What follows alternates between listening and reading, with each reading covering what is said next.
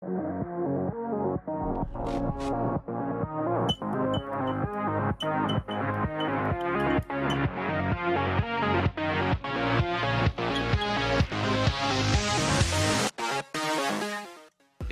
salut à tous, c'est LegoSpeed et aujourd'hui on se retrouve dans une nouvelle vidéo. Aujourd'hui on se retrouve dans une vidéo où on va parler des 16 royaumes de Ninjago et plus particulièrement je vais vous les présenter. Alors j'avais déjà fait une vidéo en février 2023 sur les 10 royaumes sur 16 que nous avions jusqu'avant l'arc de Dragon Rising qui a donc actuellement 2 saisons à son actif fin 2024. Je vais donc dans cette vidéo vous faire une présentation de chacun de ces royaumes mais également des nouveaux royaumes qui se sont révélés dans ces 2 saisons de Dragon Rising. Donc c'est parti, let's go. Le premier royaume est celui des Oni et des dragons. C'est le royaume qui a vu naître le tout premier maître du Spinjitzu. Nous l'avions découvert lors de la fin de la saison 8 lorsque les ninjas ont été téléportés grâce au thé de Mistake et on l'a découvert lors de la saison 9 entièrement. On a vu la partie des chasseurs de dragons donc avec les dragons et la partie Oni donc avec les ninjas qui ont exploré ces terres. Le second royaume est celui que nous connaissons tous et celui du coup de Ninjago, le royaume que le premier maître du Spinjitzu a créé pour y vivre, donc pour ensuite élever son fils et développer entre guillemets toute la nature, la végétation, les habitations, etc.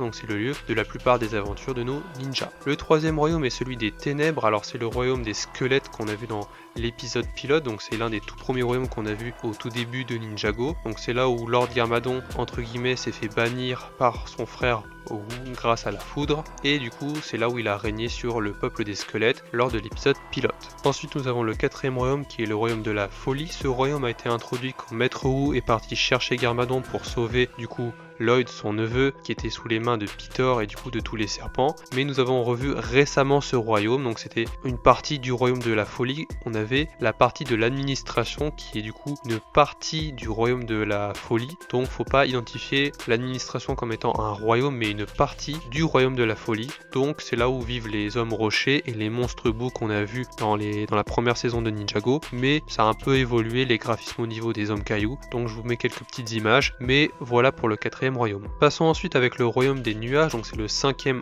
royaume. Alors il a été introduit lors de la saison 5 de l'arc des maîtres du Spinjitzu, donc c'était avec le délire des fantômes, avec Moro, avec le sabre du sanctuaire qui était venu récupérer dans le royaume des nuages pour pouvoir accéder à la tombe du tout premier maître du Spinjitzu pour avoir le cristal du royaume. Mais on a revu du coup le royaume des nuages, enfin une partie lors des saisons de Dragon Rising, donc la saison 1 et la saison 2. On a pu voir Lord de Raz s'attaquer du coup au royaume des nuages et on a pu voir nos ninjas y confronter les sbires de Lord de Raz. Toute transition trouvée pour parler du sixième royaume parce qu'on parlait des fantômes, donc c'est le royaume maudit. Alors le royaume maudit du coup a un royaume à lui-même, donc c'est le sixième royaume, donc c'est là où Moro a voulu libérer la très puissante qui est du coup le royaume maudit. Donc le royaume maudit on a pu le revoir grâce à Maître Wu et Pixel qui cherchaient un moyen d'ouvrir du coup un portail pour arriver au royaume de non-retour, mais ils n'ont pu trouver que différents royaumes comme Chima et les autres qu'on a pu citer avant et les autres qu'on va citer après. Donc ils n'ont pas pu accéder au royaume de non-retour, mais ils ont pu voir la très puissante donc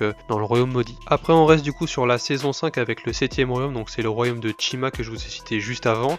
Alors nous avons vu rapidement le combat de Lloyd contre Moro dans le royaume de Chima, mais du coup Chima fait partie du coup des 16 royaumes de Ninjago. Donc on peut également indiquer qu'il y a certains termes qui ont été utilisés ou certains endroits qui ont été montrés dans la saison 2 de Dragon Rising partie 1. On peut partiellement dire que les terres de lave pourraient faire partie du royaume de Chima, mais cela reste à voir, vous me direz ça en commentaire. Mais pour moi les terres de lave d'où viennent Brazera ou encore certains lieux qui se rapprochent un peu du temple des guerriers au masque de loup, ça se rapproche on va dire du royaume de Chima. Nous passons du coup au 8e royaume avec le royaume de Jinjago, donc c'était le royaume qui était relié au royaume maudit, c'était le royaume de Nadakan le Jin qu'on a vu lors de la saison 6 des maîtres du Spinjitzu.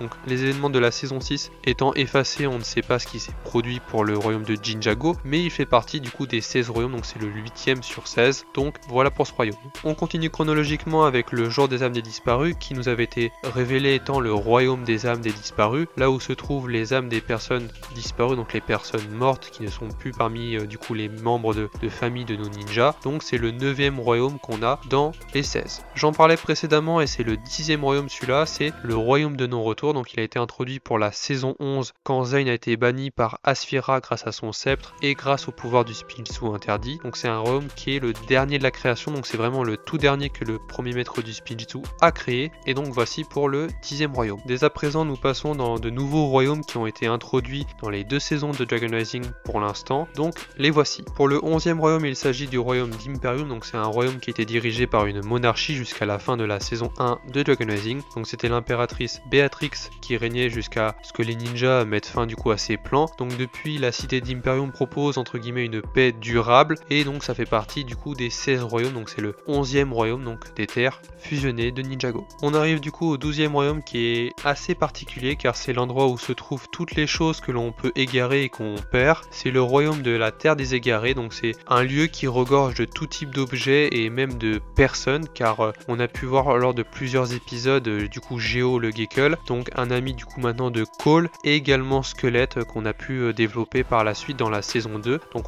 moi personnellement je ne pensais pas que le personnage allait être développé, mais il a été développé lors de la saison 2 de Dragon Rising. Et avant de terminer, nous avons le royaume des terres de lave, c'est le lieu où les dragons de feu vivent et c'est là d'où vient Brazera. Donc ce royaume reste encore assez mystérieux à l'heure actuelle, mais peut-être qu'on en apprendra davantage à l'avenir dans les prochaines saisons. Donc c'était le 13e royaume. Voici donc le 14e royaume sur 16, c'est le royaume de Mysterium. Il a été introduit lors de la fin de la saison 2 partie 1 où il y avait du coup Cole, Zane et Squelette qui se sont rendus dans ce royaume, donc pour apprendre plus par rapport à l'origine de Squelette qui est un sort. Je vous passe les détails, mais c'est du coup une réplique du monastère du Spinjitzu, et du coup c'est Gandalaria, donc une sorcière qui y vit, et du coup c'est un autre royaume, donc c'est le 14e royaume que on a pu découvrir dans Dragon Rising. Donc voilà, nous connaissons 14 royaumes sur 16, plus qu'à les découvrir dans les prochaines saisons, donc les 2 derniers royaumes. Je vous remets des images du coup où Cole et Arin découvrent un autre monastère avec 16 portes qui mènent du coup aux 16 royaumes. Nous avons donc encore 2 royaumes comme je vous l'ai dit à découvrir dans les prochaines saisons de Dragon Rising. J'espère qu'on les